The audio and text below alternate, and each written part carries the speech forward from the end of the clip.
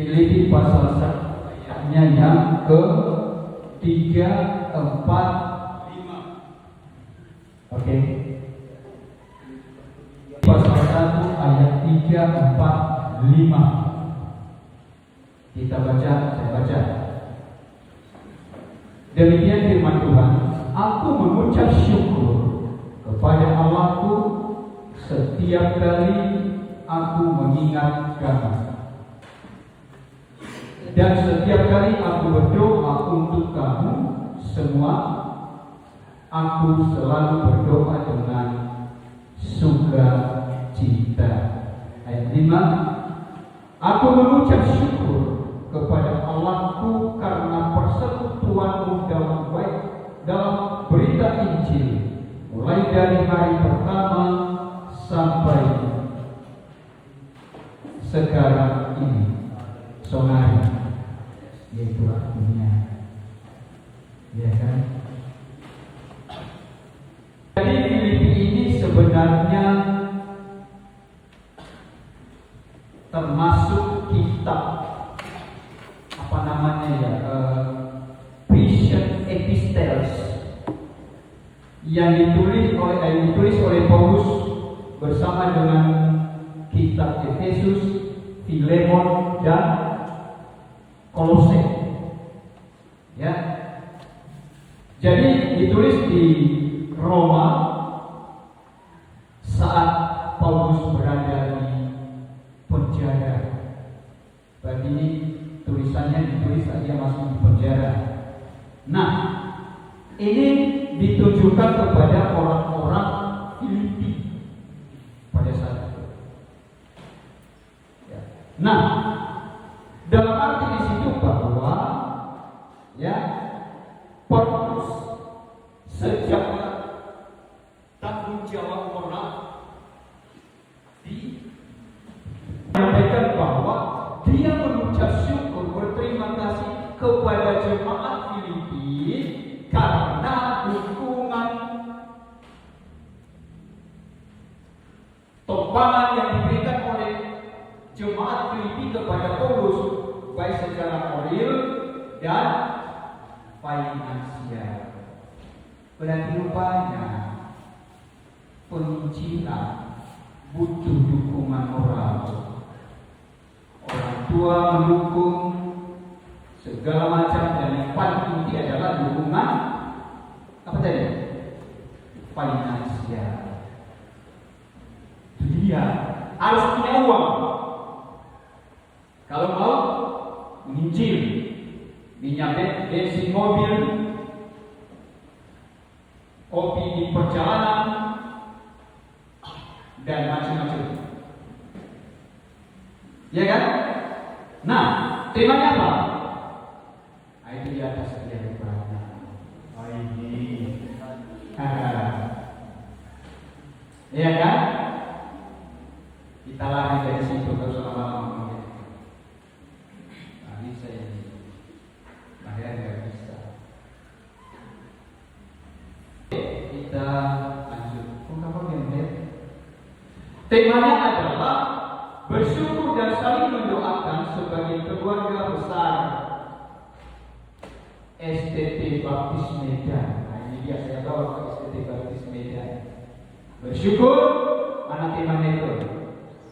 Bersyukur dan saling mendoakan sebagai keluarga besar STT Baptis Medan. Nah, itu Medan. Apa arti Medan? Bahasa Arab itu Medan. Harus tahu arti Medan. Apa arti Medan? Sembuh. Itu dibawa oleh Molang Gurupatipus. Ketika dia sampai di kota Medan, dan setiap orang yang dijamahnya dikhusus diobati, maka sembuh, maka disebut Medan. Maka yang menciptakan kota Medan pertama ya Opung itu, Bapak Opung Molang Gurupatipus. Medan artinya sembuh. Nah, artinya di situ setiap orang yang datang di kota Medan ini sembuh. Sembuh dari marah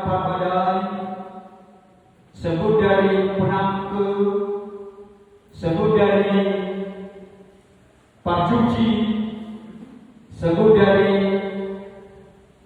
apa lagi? Kemalasan, sebut dari kebodohan, semua sebut. Maka kalau ada penyakit, datanglah kemudian sebut positif. Lihat, nah, yang pertama 3 hal nanti yang kita bahas, ucapan syukur yang lahir dari hubungan harmoni yang sehat. That harmony it must be beautiful. Ya kan? Bahwa keharmonisan itu adalah sebuah keindahan. Kalau kita hidup harmonis, pasti itu adalah bukti karena kita memiliki kehidupan, karakter, sikap yang beautiful. Tapi kalau tidak itu, maka terjadi apa? Ya, keburukan, kepahitan segala macam. Nah, itu yang pertama.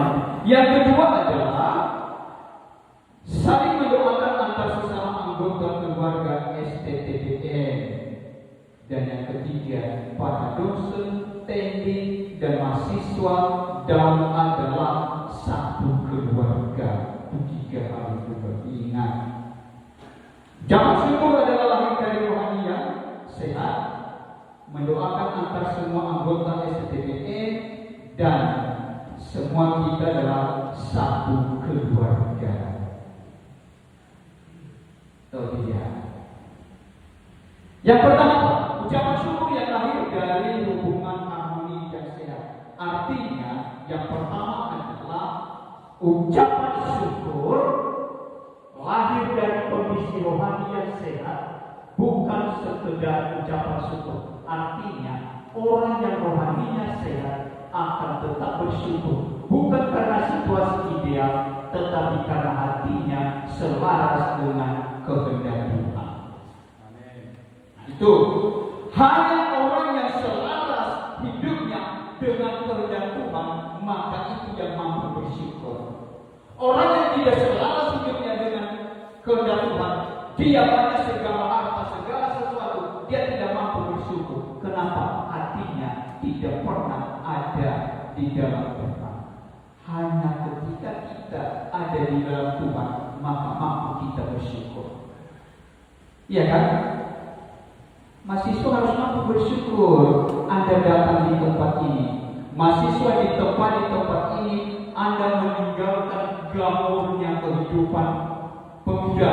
Kalau pemuda masa ini mungkin dia berada di kafe, di pub, di tepi sungai Sebangke. Tapi Anda mengorbankan masa muda itu. Kenapa? Karena hidup kita selaras dengan kehendak Tuhan. Maka di sini Anda harus memperhatikan bagaimana Anda hidup sebagai anak Tuhan. Iya kan? Jangan sembarang. Nah, yang kedua apa? Ucapan syukur lahir dari pengenalan yang benar akan Tuhan. Artinya orang yang lahir rohaninya sehat, sadar bahwa segala sesuatu adalah anugerah yang berasal dari tuntunan Tuhan. Tuntunan Tuhan tidak mengecewakan. Orang yang selalu mengucap syukur, dia hidup tunduk pada tuntunan Tuhan. Ya. Nah, tentu mungkin ada pertanyaan, bagaimana hidup yang dituntun oleh kehendak Tuhan? Salah satu contohnya adalah cari dahulu kerajaan Allah dan maka apa yang ditambah itu? Ya semua, sudi, krina, semua ditambah. Bagi yang kurang mencile, dikasih dia menjadi cantik. Bagi yang agak nilainya rendah atau istilah kita pakai ada bodoh istilahnya, ada bodoh sebenarnya secara psikologis. Bagi orang yang agak bodoh-bodoh pasti dikasih menjadi Tidak. Bagi orang yang belum punya uang, pasti dikasih uang.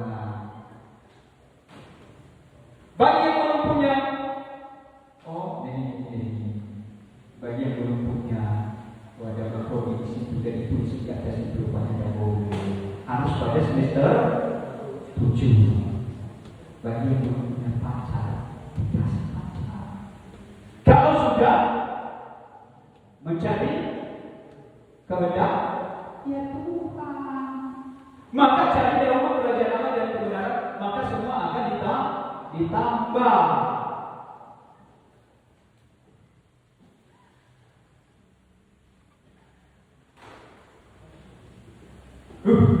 Mohon. Bagi yang sudah memiliki tunduk pada kehendak Tuhan, pasti dikasih semuanya. Ada tadi kita nyanyikannya ya. Bagi Yesus semuanya. Nah dia. Kapan itu terjadi? Ketika kita tunduk pada tuntunan Tuhan. Menyanyikan itu bukan sembarang menyanyikan aja, harus dijiwai, direnungkan, dijiwai. Bagi Yesus semuanya. Berarti seluruh kehidupan kita dari ujung kaki sampai ke ujung rambut milik siapa? Kuserahkan padamu, tadinya yang itu.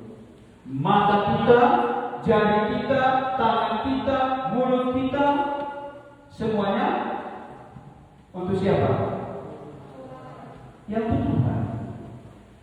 Ingat-ingatlah itu. Ya, ingat-ingat itu. Nomor 3, ucapan syukur lahir dari hati yang telah dipulihkan, bebas dari kepahitan dan dosa. Artinya, orang yang rohaninya sehat telah mengalami pengampunan, pemulihan dan dipenuhi Roh Kudus.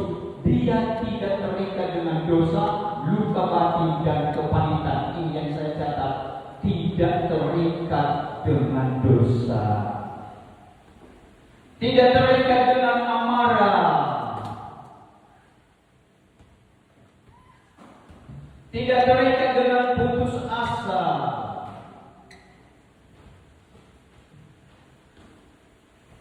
tidak terikat dengan perbedaan, tidak terikat dengan kemalasan, apalagi tidak terikat dengan pencuri, penangkut, tidak terikat dengan berbohong, apalagi tidak terikat dengan narkoba. Ada yang terikat dengan narkoba? Ada. Sebelum Anda kemarin pasti sudah melihat narkoba. Saya juga sudah pernah melihat ganja, bahkan pil yang kecil ini dia warna putih. Tapi ketika masuk ke TTBE, semua harus ditinggali. Apa kata Paulus? Apa yang dahulu kuanggap, sekarang setelah aku menemukan Kristus, itu adalah sampah. Nah, yang kedua, saling mendoakan antar sesama anggota keluarga STTBE. Doa adalah wujud kasih nyata antar sesama anggota keluarga besar STTBE. Dosen dan pendidik mahasiswa dipanggil untuk saling mengasihi. Praktek nyata dari kasih itu adalah membawa nama saudara-saudara kita di hadapan Tuhan lewat doa. Itu dia. Lewat mana tadi? Lewat doa. Masalahnya adalah mana Ibu Tere saya dengar Ibu Tere setiap malam dia mendoakan semua mahasiswa dan para dosen. Itu bukti orang yang sudah seturut dengan kehendak Tuhan. Artinya hidupnya harmoni dengan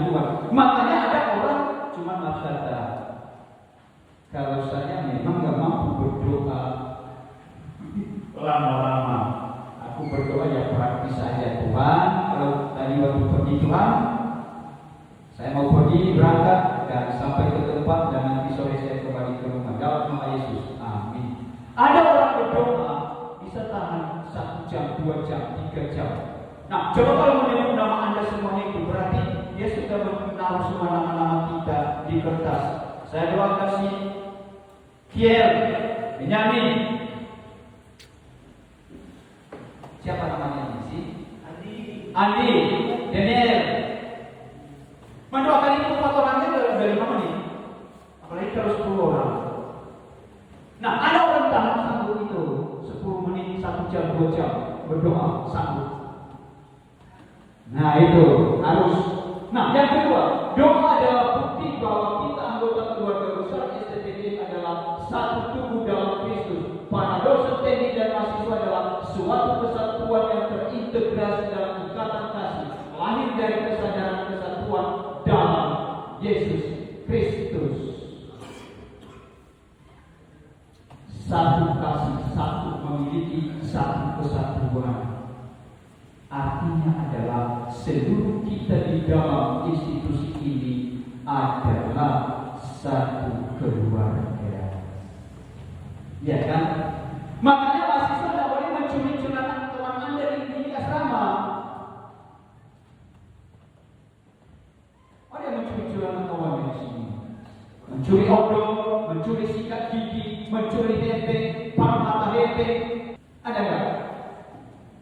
Oh, memang ada yang mengaku tapi ada. Ada lah.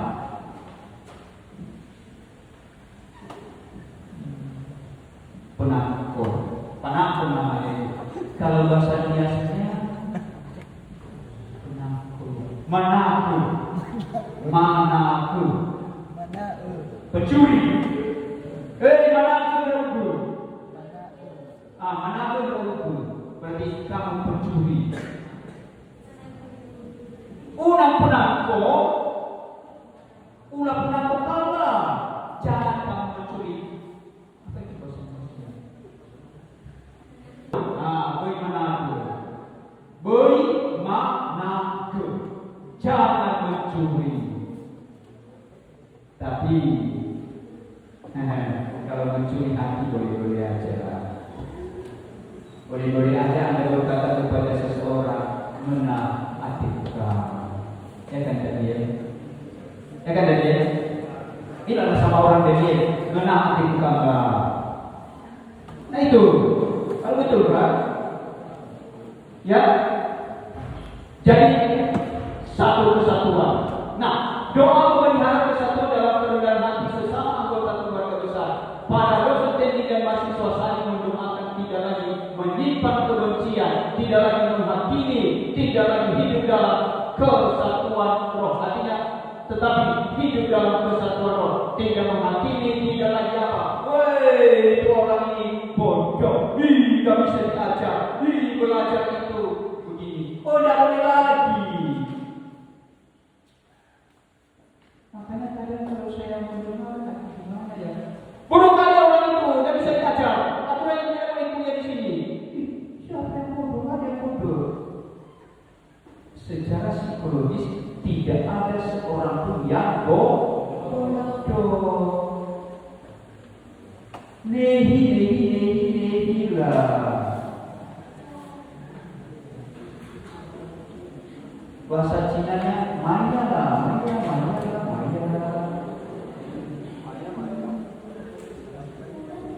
Nah itu, jadi tidak ada yang menolak. Tidak ada.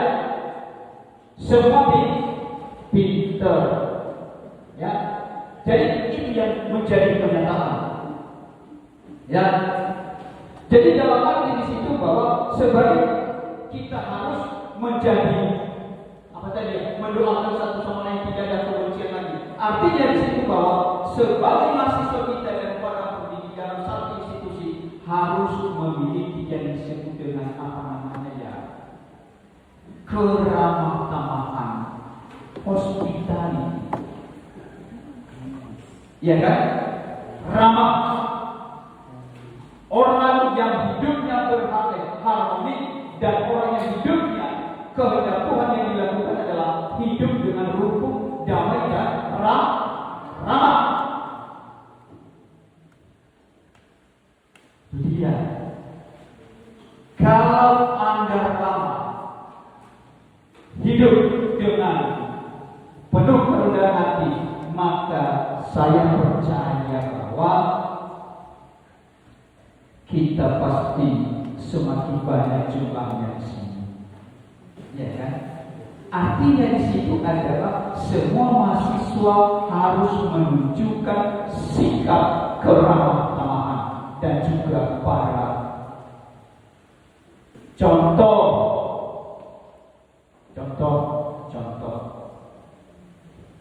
Bagaimana? Karena memang saya juga sering mendengar, tapi bukan di sini, di tempat lain. Ini tidak boleh dididik di sini. Bodoh. Lalu pertanyaannya, kampus itu adalah laboratorium. Segala sesuatu artinya laboratorium itu adalah bengkel untuk membenarkan segala yang rusak. Kalau orang yang tidak benar di sini masuk, harus masuk dilayani. Kenapa? Karena ini adalah bengkel.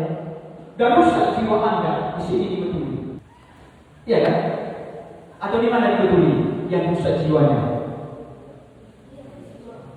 Di sini dibetuli, di kampus. Sebejat apapun manusia yang datang di sini harus mampu dirubah, dan itu baru benar. Dengan apa caranya? Dengan sikap keramah-tamahan. Contoh, kalau kita ramah terhadap seorang, maka dia menyadari secara psikologis kalau umpamanya dia ramah kita dengan dia, pasti dia berubah. Sejahat apapun, itu konsepnya psikologis. Ya kan dia? Makanya kalau saya ketemu mahasiswa, kalau dia tidak menyapa saya lebih gimana kamu? Jangan kali kamu pagi ini mencili kalian. Nah, kalau umpamanya saya lewat di depan mahasiswa, lalu saya jalan aja begini. Lah, saya bukan seorang ahli dalam membetulin orang. Maka ketika saya lihat Anda, saya juga menyapa. Gimana kabarmu? Dengan senyum yang bagus. Baru dia berubah. Kenapa? Kita memperhatikan dirinya. Kalau kita tidak memperhatikan dia, maka jangan harap dia mampu bertahan di lokasi seperti ini. Maaf kata ya. Di kampus saya di sana. Tapi kita tidak juga dari sini. Kalau di kampus kami di sana, kalau dosen memanggil umpamanya suruh, aku mari kamu saya. Para ambil dulu itu, tolong dulu ambil teh bapak saya ya. Nanti angkat ke sini saya ya.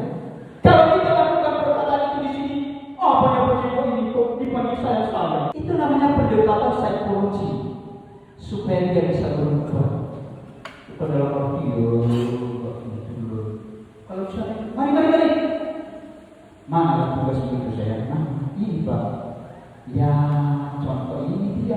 Ini yang kamu harus betulin. Ini contoh. Satu ini ubah dengan kata-kata ini. Coba tulis, saya sebutkan. Bla bla bla bla bla bla bla bla bla bla bla. Oke Pak. Nomor ini kan sudah salah kamu buat. Begini buku ini. Cari ini buku ini dan tulis ini. Sampai didiktekan dosen itu apa yang ditulis mahasiswa itu. Baru itu betul.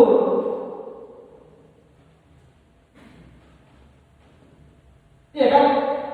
Jadi kalau menurut kamu ini salah, yang kamu buat di sini, rubah ini tidak benar ini. Lah, itu menurut kamu apa? Lalu menurut kamu aku nggak ada kata dia apa-apa. Tapi kalau misalnya ini, mana yang salah? Ini Pak. Saya kata kalau ini rubahlah ini kalimat ini, tulis seperti ini. Duduk, biasa ditekan, tulis di komputer di laptop. Bla bla bla bla bla bla bla bla bla bla sampai lama-lama. Jadi artinya dari setiap kita menunjukkan sikap keramah-tamahan, maka semua nanti mahasiswa mendengar di sana sini, bagus sekali. STTGI ramah semua.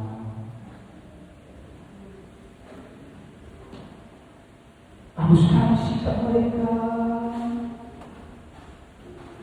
Tapi kalau umpamanya saya panggil Anda, balik. Nah, maka tadi beda-beda. Kalau saya contoh maksud saya ini bagi saya ya hidup ini jangan terlalu serius-serius sekali lah. Di surga itu bisa saja, tapi di bumi ini, serius sekali pun kita hidup ini di bumi ini belum tentu masuk surganya. Dan kita kalau apa saya kepada para bukan sini di sana. Kalau memanggil mahasiswa serius sekali, tidak pernah senyum kalau memanggil mahasiswa. Ini saya bilang kau begini, ini yang harus kamu buat, kau begini, ini yang dibuat. Apa kata mahasiswa yang berhadapan dengan ini hari ini rupanya? Ini kau begitu, kau begitu. Ini bagi saya kalau berhadapan dengan mahasiswa harus begini. Apa yang kamu katakan? Coba. Jadi hospitality penting. Sehingga nanti ketika mahasiswa menceritakan bahwa kalau guru kami dosen kami di situ, orang ramah semua. Apa kata orang di sana? Saya kirim anakku.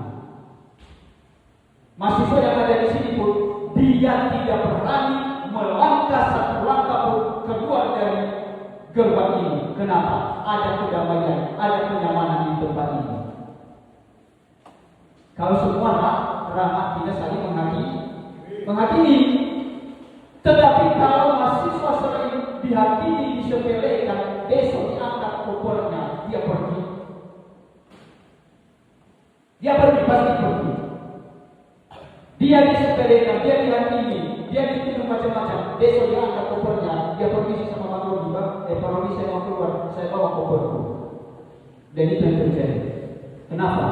Karena tidak ada namanya aja guru. Tahu arti guru kan? Di guru artinya memberi teladan dan contoh. Yesus berkata, apa kata Yesus? Saya datang bukan untuk tetapi melayani. Yesus ambil baskom, isi air, diikat perutnya, lalu diambil anduk, dibuka sepatu mahasiswa, lalu dicucinya. Itulah baru itu diperlakukan mahasiswa seperti itu. Besok dia berkata, nyaman di sini, saya tidak akan keluar. Baru betul. Karena kampus itu adalah bengkel memperbaiki yang sudah sih. Makanya ya si Kiel ini Kiel. Lalu ada beberapa orang dampak apa Kiel? Iya Pak. Udah tahu udah melihat roster. Kau bilang iya udah tahu melihat roster. Apa yang terjadi di roster itu? Ada tulisan Pak? Iya Pak ada. Lalu apa yang kamu lihat Kiel? Iya Pak. Bapak tidak masuk sama kami. Kenapa mesti saya masuk sama dia? Iya, harus masuk. Mana kalau saya tidak ada bapak tulis, kenapa saya masuk? Iya Pak, gimana? Lalu kamu dapat masuk lagi sama kami Pak? Aku bilang, kita lihat. Nah, jadi tempat ini harus dibetuli yang tidak benar. Yang pencuri tidak lagi mencuri. Maka semua nanti mahasiswa yang ada itu tidak pernah ada niatnya mengangkat kopernya sebelum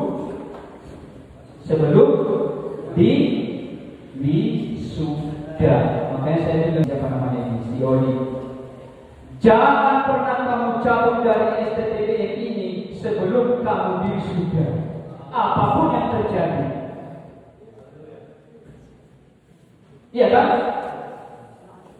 Ya, jangan pernah kamu cabut di STTBM ini sebelum wisuda, dan juga sebenarnya sebelum wisuda jangan pernah cabut dari STTBM.